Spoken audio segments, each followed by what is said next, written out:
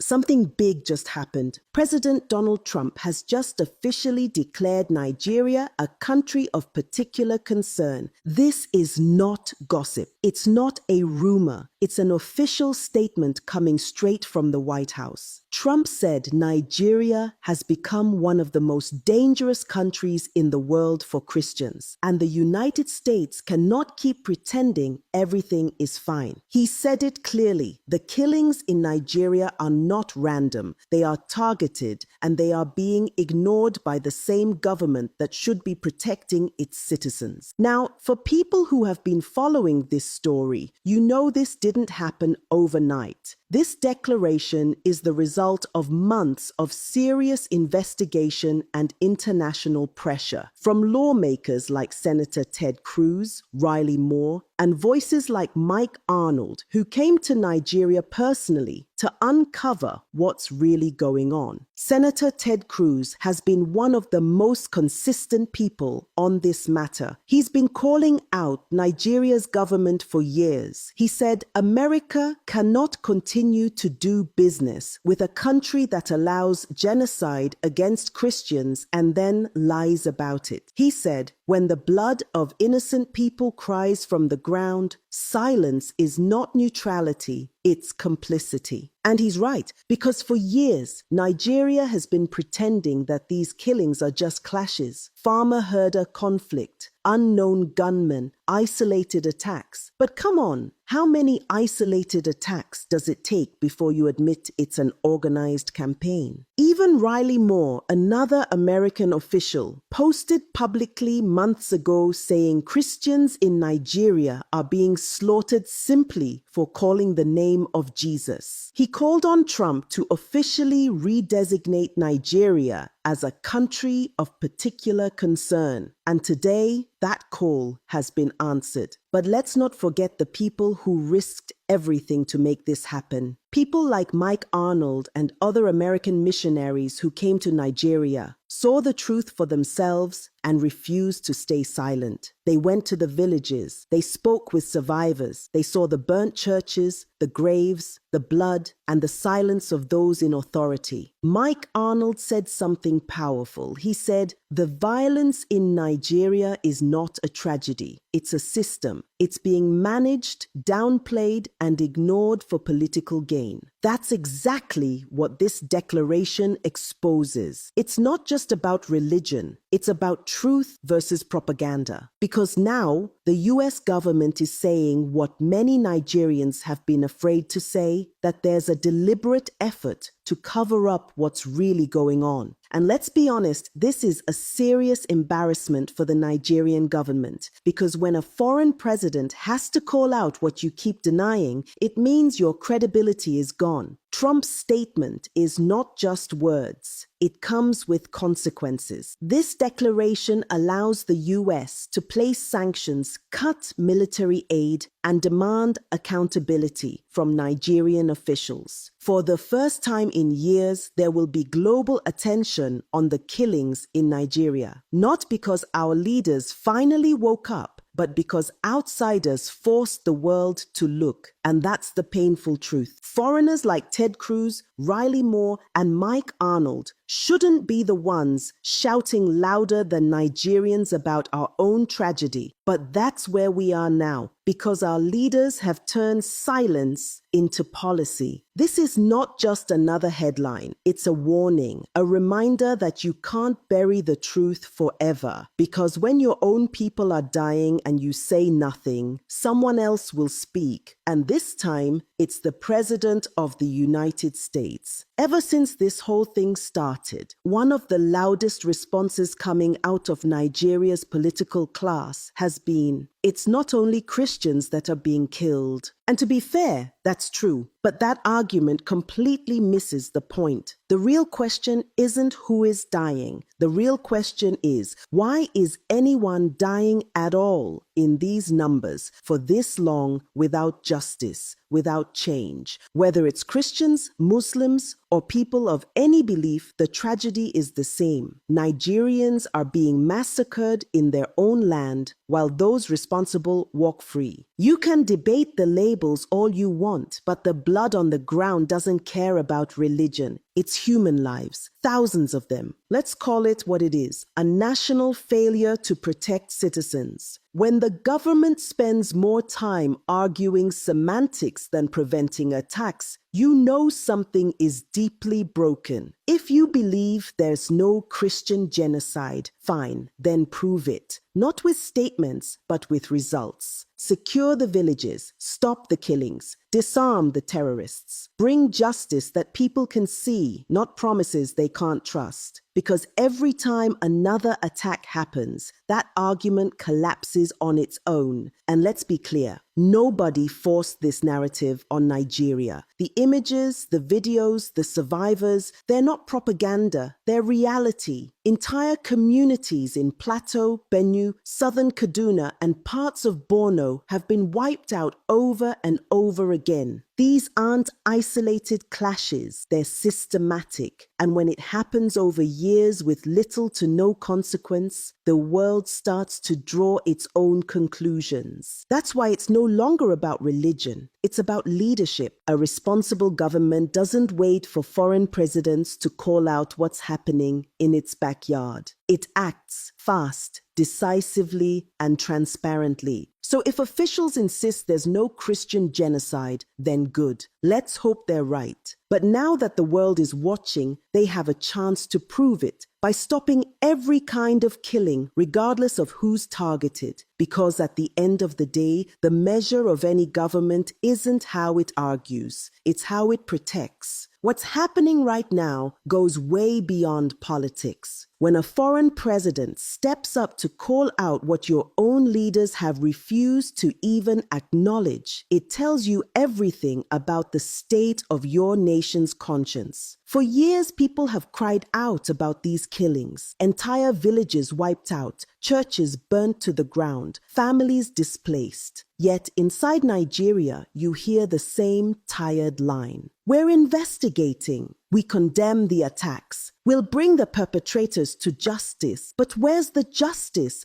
Where are the arrests? This is why Trump's statement hit like a thunderclap. It wasn't just about Christian persecution. It was about failure of leadership. Because these deaths have names, faces, and stories. And still, no one in authority seems to care enough to act. It's one thing when the world calls you out for corruption or bad governance. But when the accusation is that you can't protect the lives of your citizens, that's deeper. That's moral failure. What Trump did was force a mirror in front of Nigeria's elite. For the first time, the conversation isn't about tribal politics or North versus South. It's about accountability. And that's exactly what the political class fears. Because once the world starts asking who's funding the militias, who's benefiting from the chaos, who's protecting them from prosecution, the silence begins to look suspicious. Now, here's the part most people are missing. Trump didn't act alone. Behind that Truth Social post are months of intelligence briefings, satellite reports, and human rights memos gathered by agencies tracking violence in the Sahel. They've seen the patterns, how the same networks involved in rural massacres also control smuggling routes, weapons flows, and ransom economies. In other words, this isn't just religious violence. It's a business, and someone, somewhere, is profiting from it. That's why the phrase country of particular concern matters. It's not just symbolic. It opens legal doors for the US to trace those networks, to follow the money, to monitor arms shipments, to expose anyone complicit in the killings, whether they wear uniforms or suits. So while Abuja tries to downplay the news, Washington has already begun building files. And once the sanctions start coming, those who thought this was just politics will realize it's personal. Because you can ignore your people, you can silence your press, but when the world decides to investigate your silence, you can't hide behind it anymore.